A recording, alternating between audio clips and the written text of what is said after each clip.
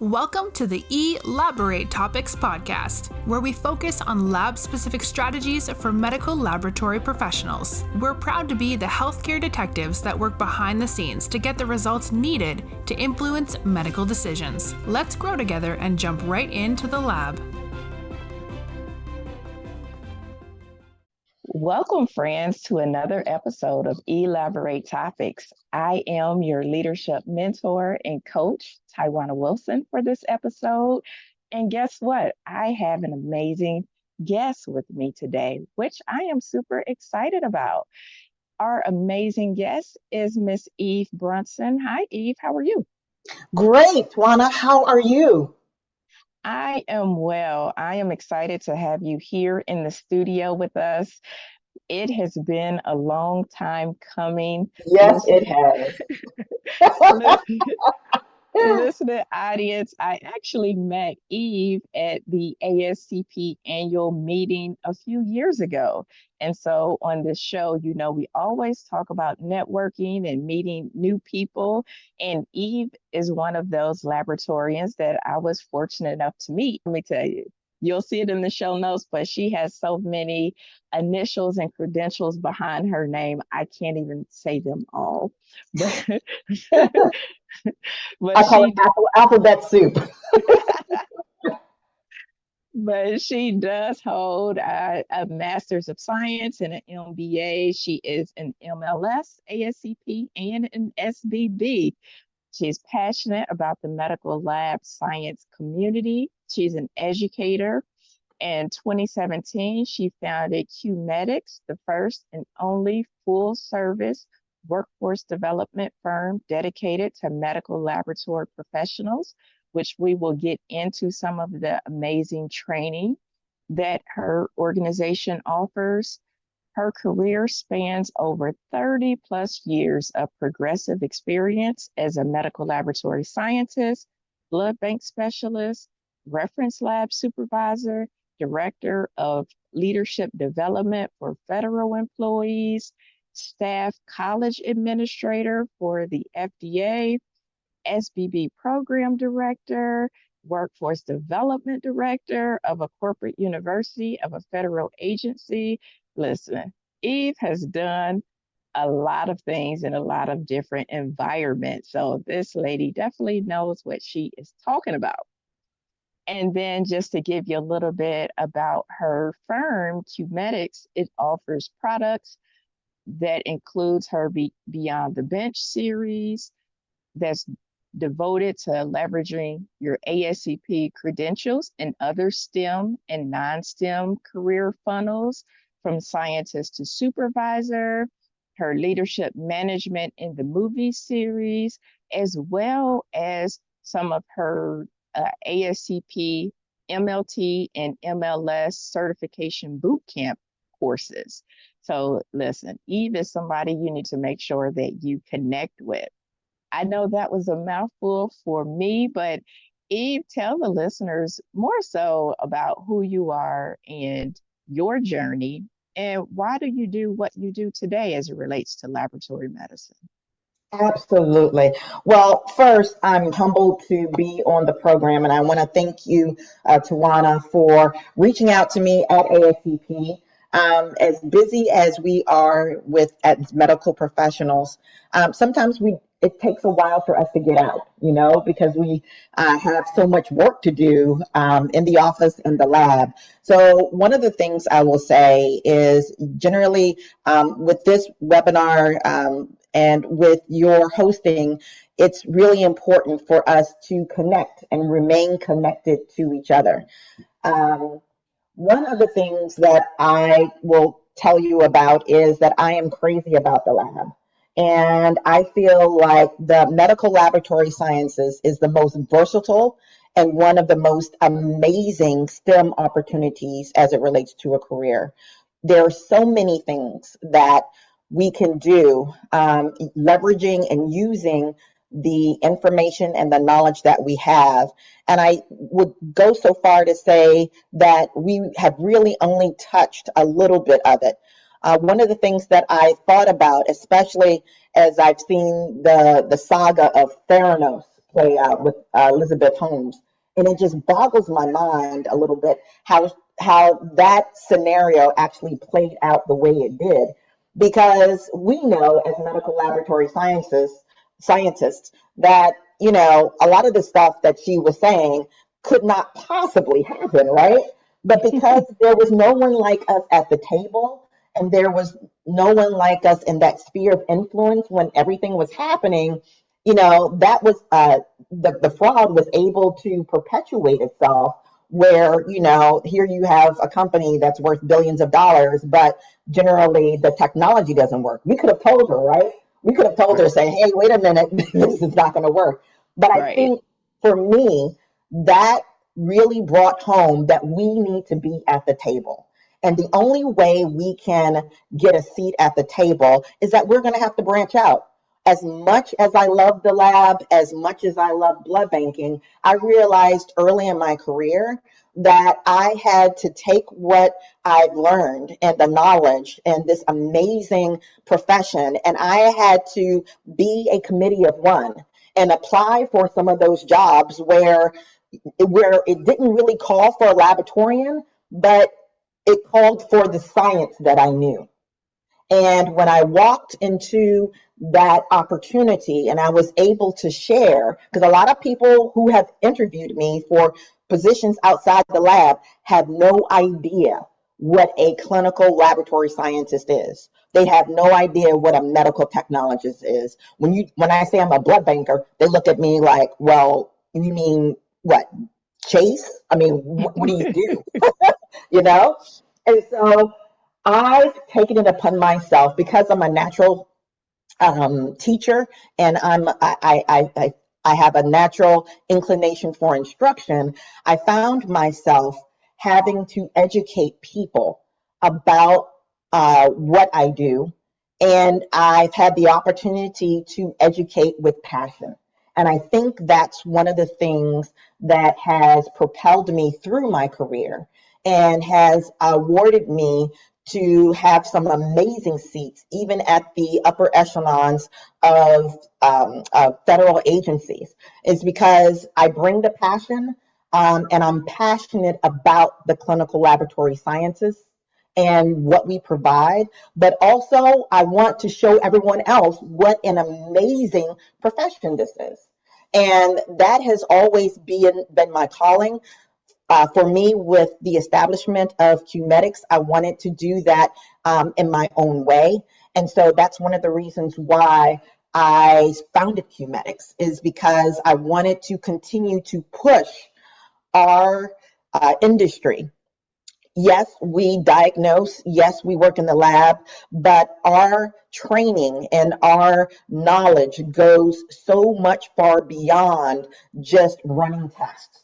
And anyone can tell you who's listening to this podcast can tell you, yeah, I had to tell a physician, or I had to remind a physician how to do X, Y, and Z, or, I had to problem solve this because this patient was in surgery and they kept giving me the wrong sample. Or, I had to think about how to present this piece of information to nurses and other allied health professionals so that we could actually help the patient get the care that they need.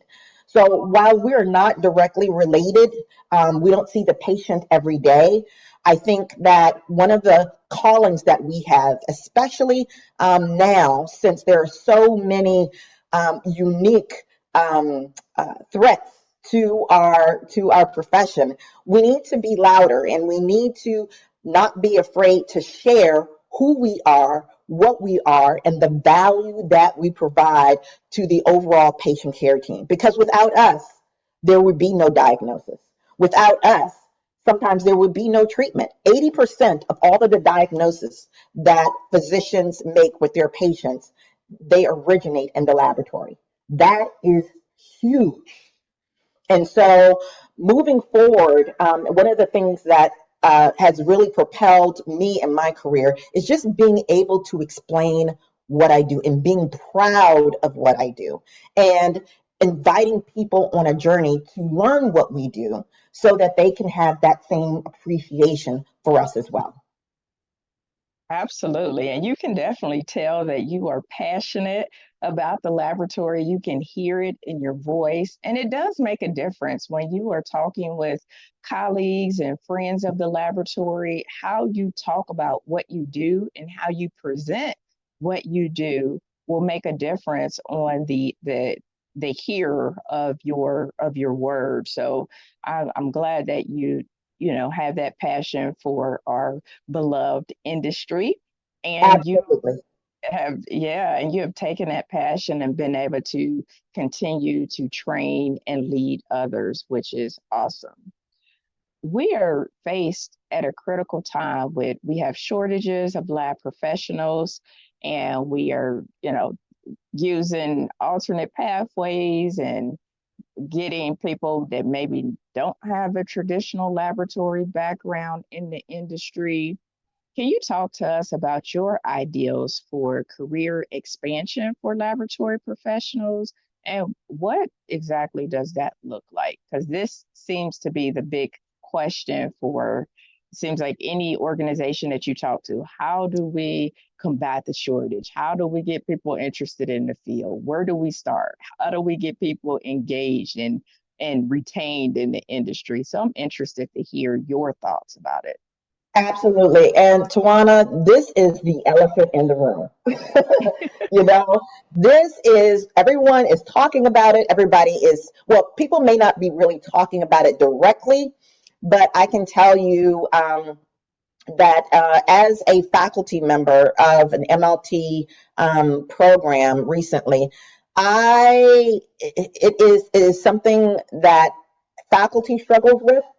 It affects every area of the lab. I don't think any area of the lab is untouched by the critical shortage that we um, are experiencing. But I got to tell you, um, one of the things that uh, I have started to realize is that this problem that we find ourselves in, and I want to say, yes, it's a problem, but it's also an opportunity. This is an amazing opportunity. And it's all in the way that we handle it as medical technologists, especially as supervisors, managers, um, those people at the table that are making some decisions.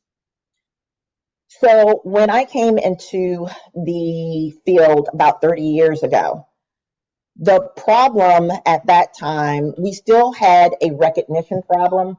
People pretty much recognizing what we do and the value that we provide to patient care and to allied health medicine in general. But one of the things that I think we need to improve on is being vocal about what we do and teaching people the value. So one of the things that, one of the series that I am offering as part of Qmedix is called From Scientist to Supervisor and Beyond the Bench. And one of the sticking points that my students tell me when they're graduating is the pay. You know, as much as we know, let me just share a little bit about how we compare as it relates to our training to other allied health professionals. And I'm not throwing shade on nurses or cardiovascular techs or, radiologists. I mean, everybody has their cue and what they provide for the patient experience. And thank God we have them, right? But one of the things that I find that other professionals are able to do, and maybe because they are in closer proximity to the patient than we are, when I tell people I work in the laboratory, the first thing they say is, "Oh, you draw blood." And then I laugh at them. I say, "You don't really want me to draw your blood." I have drawn blood in a minute. In fact, phlebotomists are a subset of the clinical laboratory sciences. They're an important part, but that really is not what we do. We have to take a year of organic chemistry. We have to take a year of biochemistry. We take a full year of anatomy and physiology. We take a full year of general bio. Some schools require, in addition to statistics, which is a higher level math, we actually have to take algebra. And then we have to take all of the other liberal art prerequisites. Who else takes those kinds of courses and come out of school making $25, $26 an hour? You know, there are a lot of professionals who take lesser amount of math, takes an easier set of sciences. They take survey of chemistry instead of organic or general chemistry. And one of the things I think we need to do, and one of the things that I'm planning to address with Qmedix is talking about how we need to negotiate for ourselves. We can't depend on someone else to say, hey, you know what?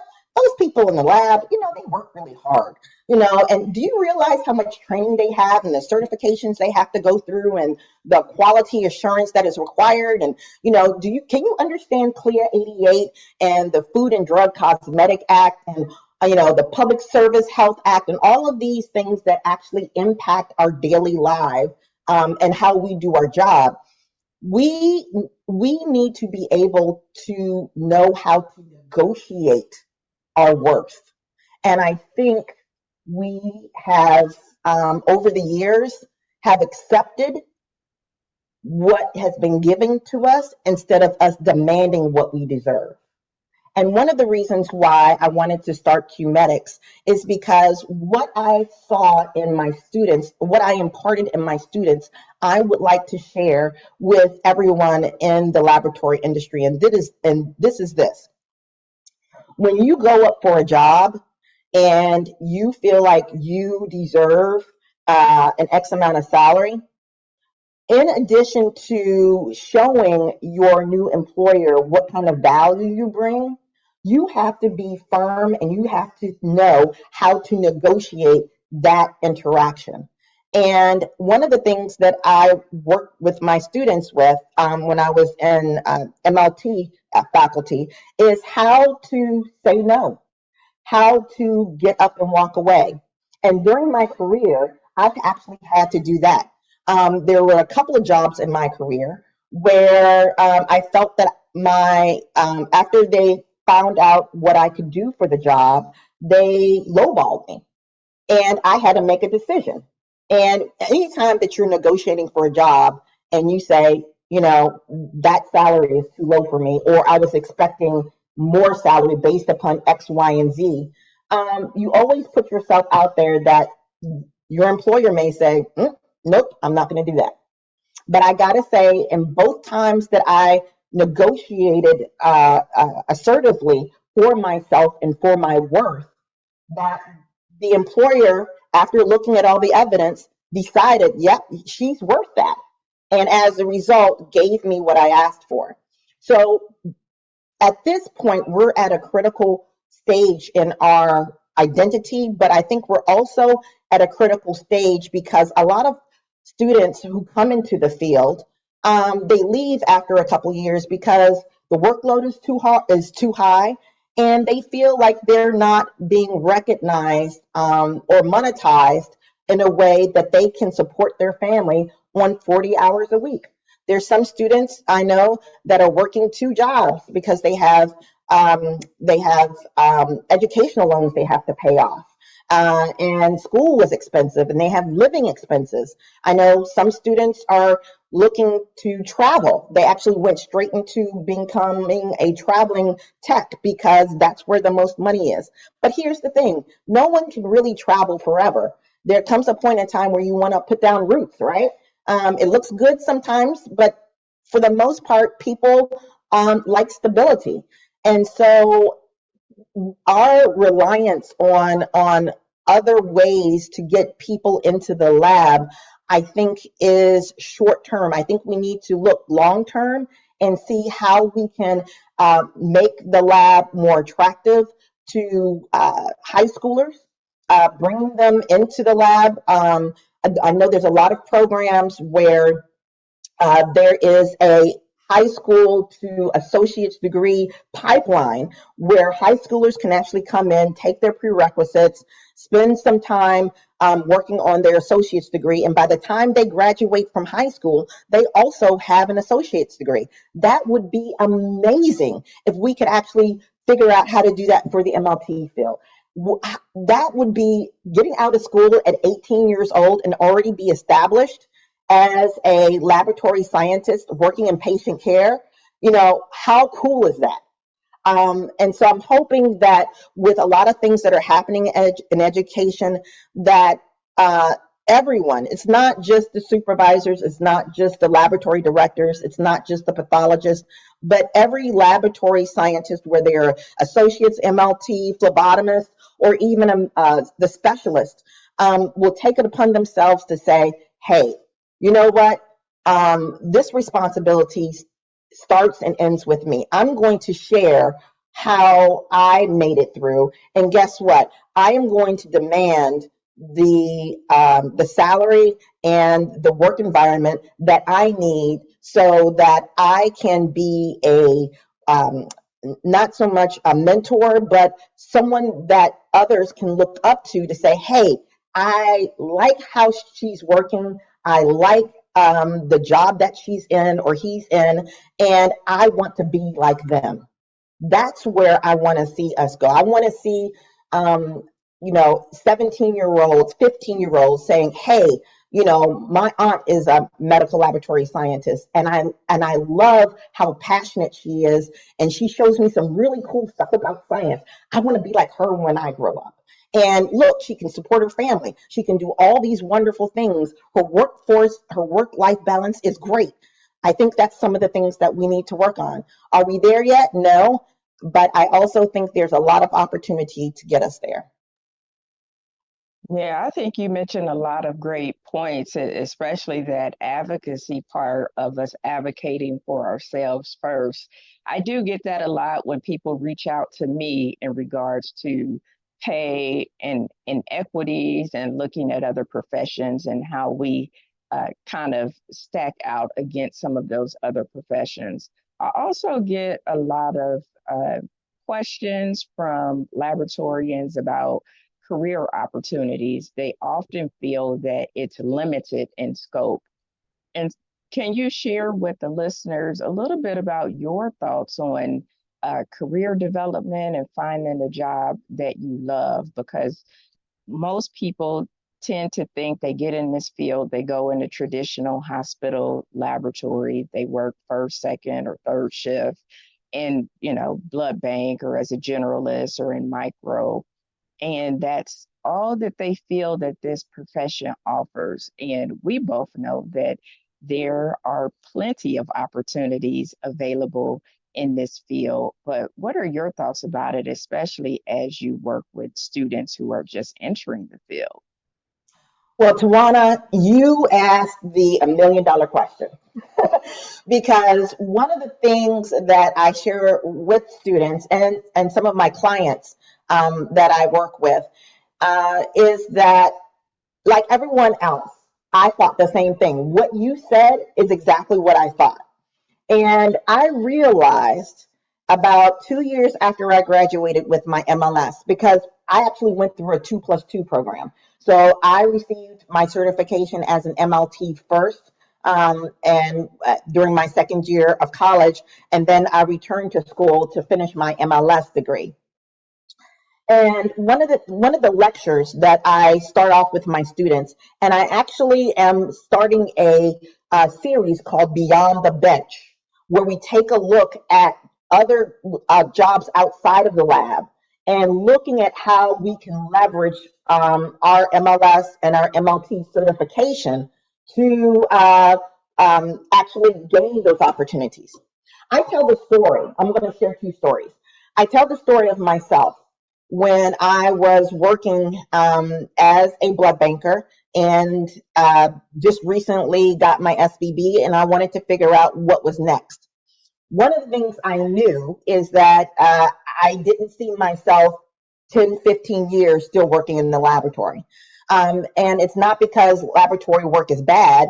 It's just that I felt like I had so many other assets, and I had so many other experiences that I wanted to experience and learn and know. I wanted to become a leader. I wanted to manage. I wanted to educate. And as much as I wanted to stay in the lab, I knew that I would probably have to go out into the healthcare field in general and navigate my way to see if I could actually find those types of opportunities. And so that's what I did. A lot of times when I went to get these jobs, my father would say, well, when I became the educational manager for the Food and Drug Administration, I actually worked for the Center for Veterinary Medicine. And my father sat me down when I got the job. He sat me down and he's like, can you tell me how you actually got that job? He says, you are a blood banker, but you are now actually the education manager for people who approve, for veterinarians who approve animal drugs. And I tell them, I said, well, animals bleed too, you know? And so being able to translate an opportunity and speak the language, because we all can speak the language. As medical laboratory technicians and scientists, I tell my students, the world is your oyster. Let them tell you no. Okay, so I walked in with my SBB and my MLS, and they started talking science, and I started talking science. It was the same way that I was selected for the director of GPO University. GPO is the U.S. Government Publishing Office. But when I joined them back in 2008, they were still the U.S. Government Printing Office. Guess what? Printing people, they have ink, right? And ink is a chemical composition. And there is a science between how the ink is manufactured and the weight of the paper. So guess what? I just pulled my chemistry MLS stuff off the bench and started talking in chemical terms about the composition of ink and paper. And they were like, wow, okay, you knew this. And I was offered the job. Now, looking on paper, you would think, oh, well, why would an MLS be interested? Or even, why would they even talk to an MLS about that? So you have to put yourself into a situation and a scenario where you're given the opportunity to share with others who are looking to hire you your unique perspective on what you can provide in that opportunity. I got to tell you, I have made six figures, close to $200,000, leveraging my ASCP SBB certification. And I would not have never gotten there had I not been confident, but also taking a risk. And you know what? They're not saying that they need my credentials, but I know I can talk the science. I know I have value. I know that with my unique experience, I can provide something to this job that they have never seen before. And so you write up your resume, you write up your cover letter to address those issues. So that's my first story. The second story, and I love to tell this story, is about a student of mine. My student, she loved the STEM, the sciences, and she was tinkering around. She liked to make things work. And before coming into the MLT program, she was tinkering around and looking at mechanical engineering. She just liked building things, okay?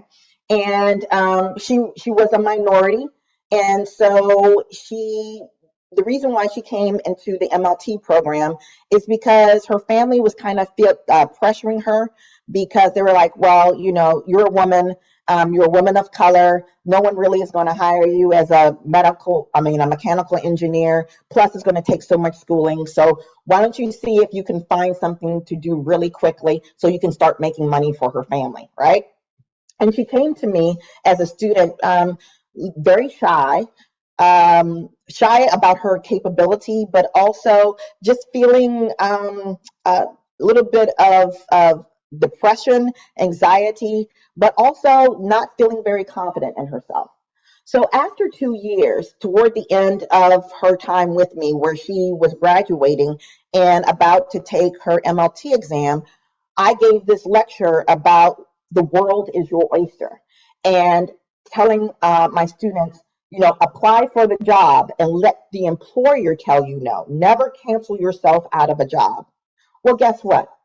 She, after graduating from the MLT program, she worked briefly in the laboratory, about 6 months, just to kind of get her feet wet.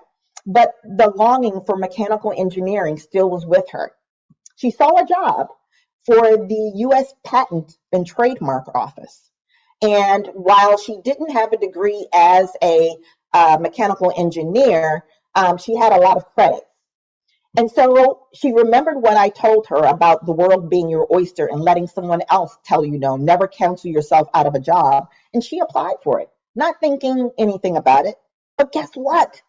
With her unique skill set as a mechanical engineer, plus with her MLT certification, she landed a six-figure job with only 6 months of MLT experience, approving devices for use in the patient care area, working along with the FDA, the Center for Medical Devices. A dream job, right? Thinking that she would need a PhD or a master's in mechanical engineering or something like that. They hired her on the spot. Why? Because she was able to communicate that unique experience and leverage her MLT certification to say, you know what? I know you were thinking about a different type of skill set, but let me show you what I've learned. Let me show you what I have, and let me show you what a unique perspective I can demonstrate and how I can provide value in this position. And she's still working it today, and she loves it.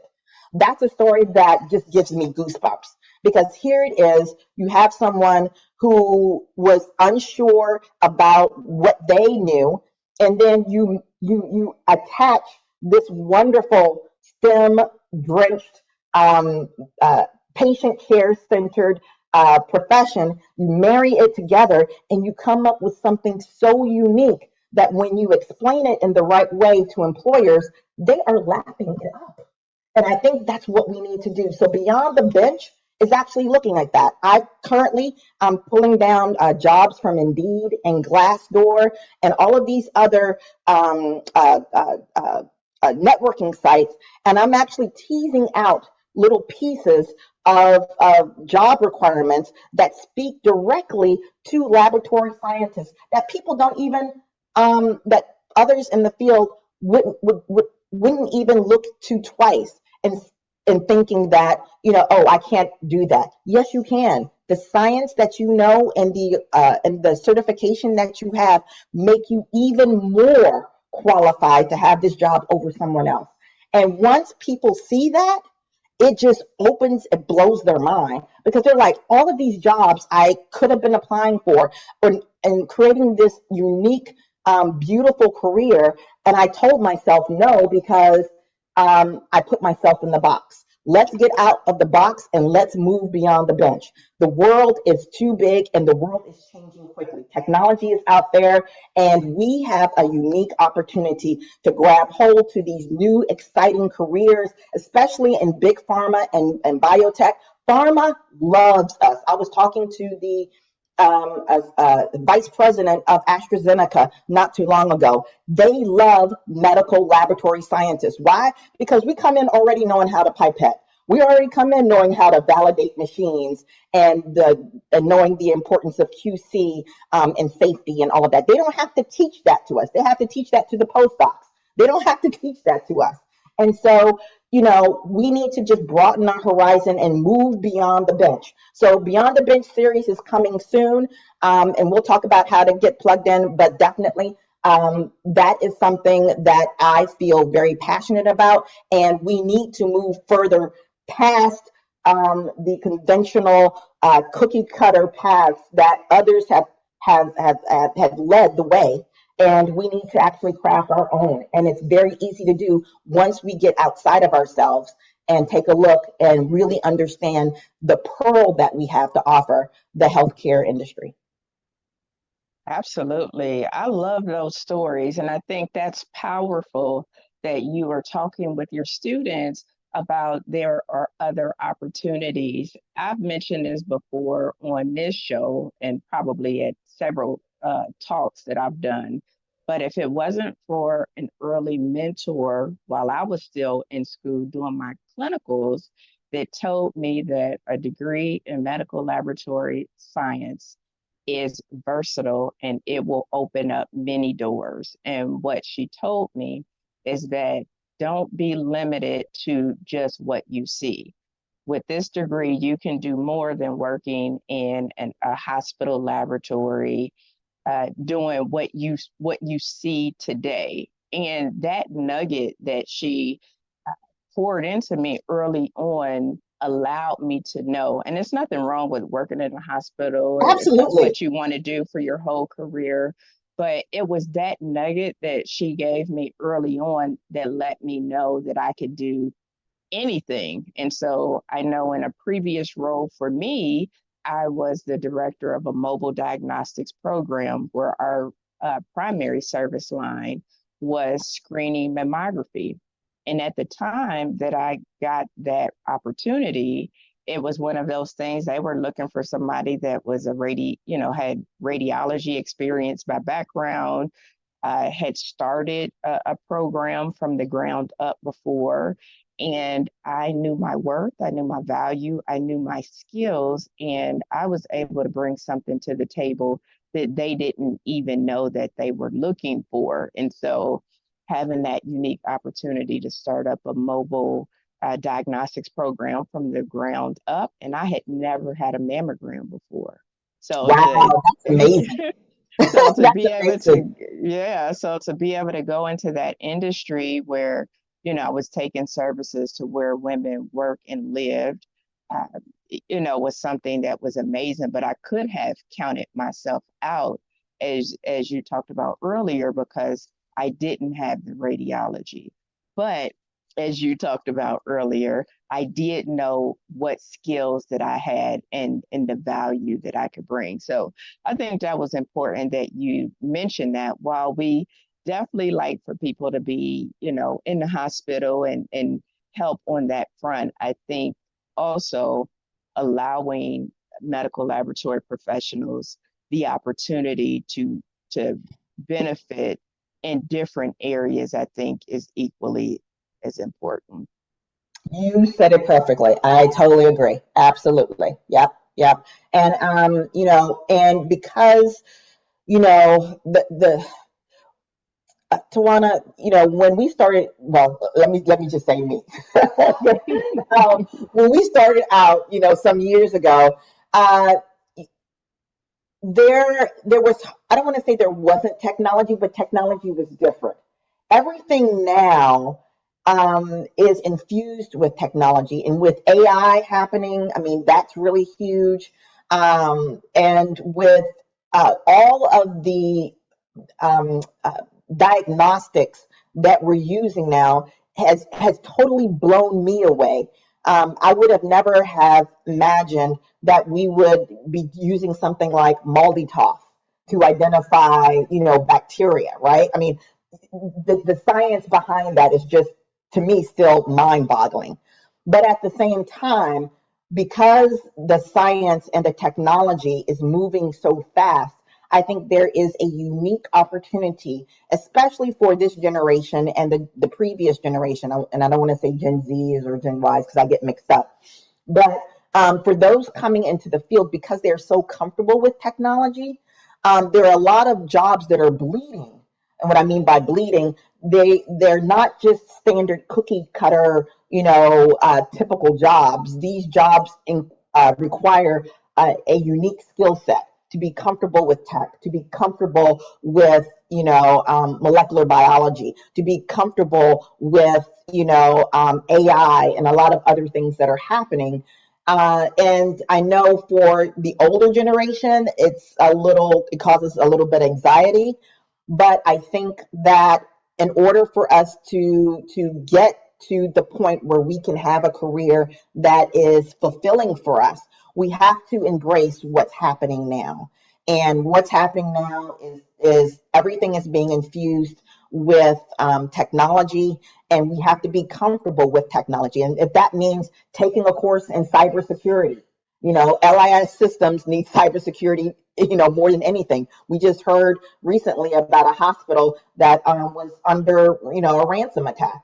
So taking that MLS or that MLT and then adding something that you are interested in, and then creating your skill set and being able to communicate your skill set in a unique way so that others can say, wow, okay, yeah, we were going to hire a radiologist, but Tywauna here, she has, so much more to offer, and a skill set that we really weren't even aware about, is something that I think we need to teach and instill those coming in, and then offer continuing education to those who are currently in the field who are itching for something else. Everyone has in addition to their certification, has a passion for something that may be able to be linked with their certification to offer a unique experience. And I think we just need to identify that. We need to cultivate it and then figure out how we can make it work to transform it into a career that we love.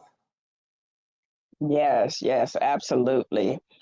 So here's another question that I get asked often as well, because people sometimes feel like getting additional degrees and certification will provide them an outlet or additional opportunities. And sometimes it does, sometimes it doesn't. I think it too depends on how you position your unique skills and what is your value proposition to organizations or future employers. So I know one of the set of letters that you have behind your name is SBB, the Specialist in Blood Banking. And those of us in the laboratory know this is very difficult to obtain, but it is highly desirable for those that are in the transfusion medicine space. So as you think about some of the additional certifications, who do you think those certifications are appropriate for in regards to like career pathways, specifically thinking about SBB? So there's somebody out there listening and they're thinking, maybe I want an SBB, but they're really not sure how that will position them for additional opportunities and if it's even worth the investment that they put into it.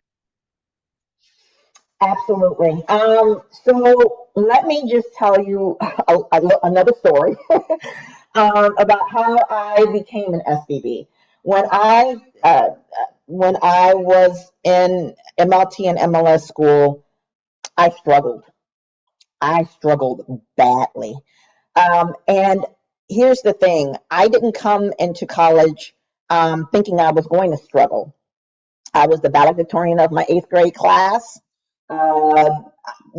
I was a pretty good student, graduated from high school with a 3.75 GPA and then entered college. But let me tell you what happened. So while education was really important in my family, I was the first person in my family to go to college. I'm African American, and my parents, especially my mother, struggled with reading. In fact, she was dyslexic, and she was not diagnosed. And so I learned at an early age how to read because I was essentially with my mother, helping her navigate life, and not knowing how to read. She had a reading level of about a 4th grader. She made sure that I had a really good education. But here's the thing. Sometimes when we graduate and move from schools, the standard of schools are different. And I'm really concerned about how the recent Supreme Court ruling will affect secondary education and other areas of learning, only because all education is not created equal. And while I did very well in my school, it didn't really set me up for a STEM related career. So when I landed in college, I struggled with trying to catch up to my peers, because the school that I came from, in my early years, didn't really set the foundation that I needed to be able to do math, higher math, to problem solve, and to be able to apply different scenarios to come up with new and novel ideas. And because of that, I struggled with blood bank. And I tell anyone, blood bank is one of the hardest concepts to learn. And I almost failed blood bank as an MLT. The reason why I almost failed it is because I could not wrap my brain around the concept of immunoglobulins and antibodies. It was very foreign to me. I didn't understand how they worked. I didn't understand how this protein was able to recognize antigen and attach, and all this stuff was supposed to happen. That was just totally foreign to me. And because I worked so hard at understanding um, uh, blood banking, I fell in love with it. And shortly after graduating with my MLS, I decided that's where I wanted to be. Blood banking isn't for everyone, because anytime you go into a blood bank, you don't know what you're going to get. You may get a sickle cell patient who has 5 antibodies and needs to be transfused. You may have a woman who hasn't had any prenatal care, and you do her antibody workup and she has an anti-U. That happened to me in a community blood bank, and she needs blood because her baby has HDFN. Or you may have someone who was an accident victim being airlifted to your hospital, who needs a massive transfusion. So you have to be open to any possibility that's going to happen in the blood bank. And then you need to be able to problem solve, as well as communicate your problem solving process, not only to your peers, but to surgeons, to pathologists, to operating nurses. And sometimes those people are not going to want to believe you. They're going to want to insist on you giving them what they want, even when it may be in a gray area and might not be according to standard and protocol. And you need to be able to stand in what you know confidently. And one of the things that I have seen throughout my career as a blood banker, and training other blood bankers and other students in blood banking, is that having that confidence and knowing what you know is very, very important. And so when people ask me, well, what has your SBB done for you? It's done a couple of things. Number one, it has helped me to problem solve, because the way you solve a problem for this particular patient may be slightly different from the way that you solve a problem next week for a patient in a similar position, just because their workup may be different, the antibodies or their diagnosis may be slightly different.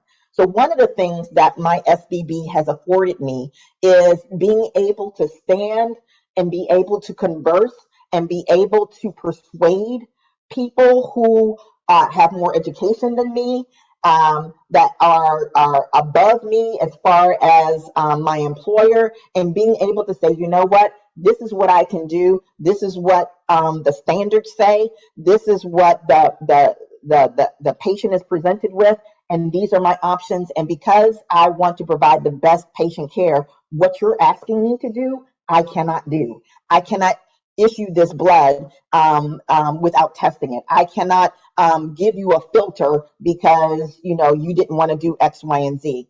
And so one of the things that having a more specialist degree gives you that confidence to be able to stand in your knowledge and be able to communicate what you know to other people, stakeholders who may not understand why you're doing what you're doing. So a specialist or a technologist actually that certification actually gives you, I want to say, an added sense of confidence, so that you can communicate and you can actually share with people things that they may not have taken into account when they're looking at patient care. A second thing that an SBB has done, SBBs, are one of the higher paying professions in the laboratory. And certainly money was a factor for me. So when I was looking at where I wanted to go and how I wanted to position myself in my career, one of the reasons why I became a specialist is because I noticed that people that worked in the blood bank, and especially in a specialist role, they commanded higher salary. So if you're looking to increase your financial bottom line, I think there are several specialty and technologist certifications in the laboratory that can certainly get you there. But even if you are interested in a part of the lab that, either there's the certification or the specialist doesn't really afford you any additional monetary income, I still think if you have a passion for it, you should go for it, because that extra training and that extra certification with your unique experience, you can actually make it your own. And as I'm alluding to the previous question you asked, Tywauna, I'm reminded of stories that I haven't even shared here, how people have gone on using training that they've gotten years ago as a veterinarian tech and opened up their own veterinarian blood bank. My veterinarian, who I take to see my dog, is actually the veterinarian to my dogs. We started talking, and I realized that she had her training as an MLS. Guess what? She asked me to work with her to open up a blood bank for dogs because dogs need blood transfusions too. Who would have thought? And she has gone on to actually do that. And so, who knows what type of skill set you can create. And here's the thing, you want to create something that's unique for you. And I feel that getting an extra certification in something that you're passionate about, whether it be chemistry, histotechnology, cytotechnology, hematology. I have known clients that have taken a technologist in hematology or a specialist in hematology and has done phenomenal things, being asked to actually speak at the World Bank on disease states and malaria. Why? Because they have that certification as an expert in hematology. So you never know where you're going to use this information.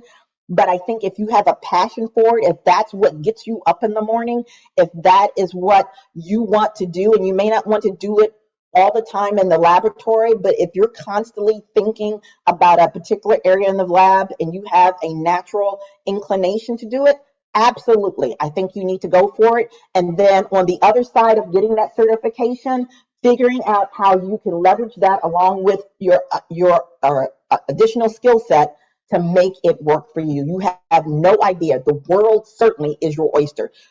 You can figure out, hey, maybe I can use this for the lab, and then end up traveling as an attaché for the U.S. Embassy because of your skill set as a cytotechnologist or as a blood banker or as a histotechnologist or, as a specialist in chemistry. You have no idea, but you have to have the certification to actually get in the door and have a seat at the table.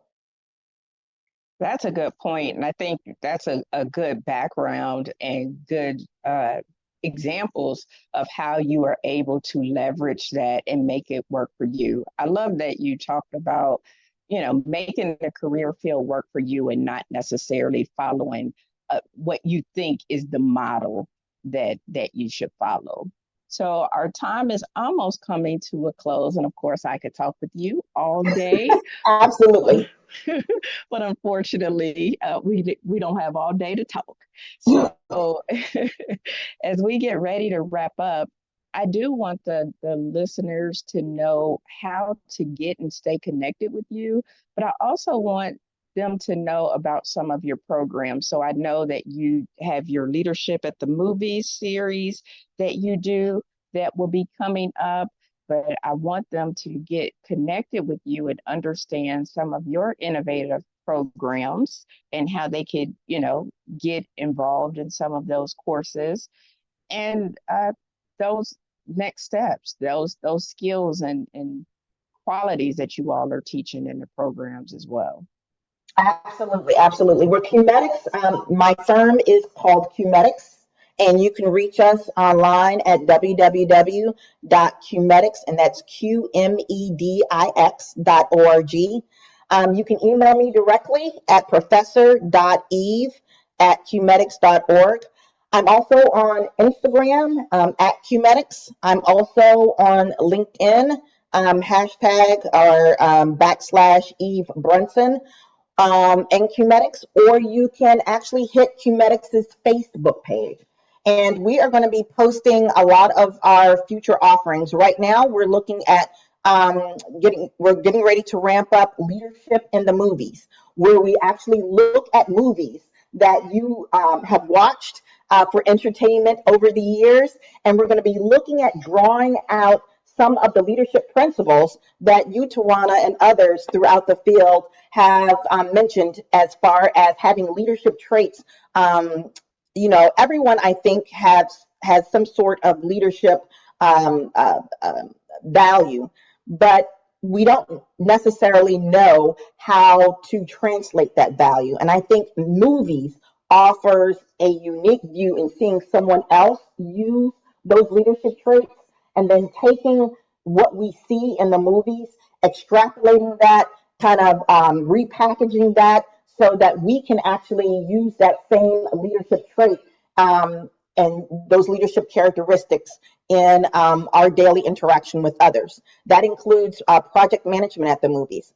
Beyond the bench is what I've mentioned, looking at jobs in career fields and career opportunities outside of the conventional hospital or clinical laboratory. That's coming in the works. Also, transitioning from the bench to supervisor training. One of the things that I think we need to improve on as an industry is help preparing the next set of managers and leaders to take over some of the critical areas in our laboratory. So we're actually providing some training and some workforce development in that. Those things are going to be posted on the website. They're going to be posted on my social media pages. And certainly, if you're definitely interested, go ahead and start to follow us on Facebook, follow me on LinkedIn, follow me on Instagram. And if you have a burning question, or if you want to know how or when, we have a newsletter that's going to start in about a week or so, and we would love for you to join our newsletter. Just go ahead and type in qmedix.org. Our Google ads should pop up. And we can actually get you connected so that you can stay connected to Qmedix and all of the wonderful programming that we're about to launch. Awesome. Well, I'm looking forward to some of these programs. I'm looking forward to collaborating with you on some of these programs. So, listener audience, make sure that you stay tuned because Eve is offering some awesome things, and I can't wait. I'm a movie buff, so I like to watch movies, so I know that series is going to be great. So, absolutely. So, as always, we like to leave our listeners with one practical thing that they could implement right away, or what would you suggest as they listen to this podcast? Wow, only one. So, I would say stay curious, problem solve, and stay resilient. So curiosity gets you to thinking about what's next and what's possible. Problem solving allows you to figure out how you can insert yourself as a solution when an opportunity presents itself. And then when the doors close and people tell you no, don't take it as a no, take it as a if then. So yes, it may be a no now, but let me get myself ready and I'm going to come back. And if this happens, then you should be able to, let me find that job, give me an opportunity to show what I need. Eve, this has been awesome. Thank you so much for joining me in the studio today. Well, thank you so much, Tywauna, for having me. I enjoyed it. In the meantime, friends, I hope you have an awesome, awesome week. Thank you for tuning in to another episode of Elaborate Topics, where your hosts discussed relevant strategies for laboratory professionals. Please subscribe to this podcast on your favorite podcast platform and listen to us on directimpactbroadcasting.com. Stay tuned for another episode with information you can use to excel in your laboratory career.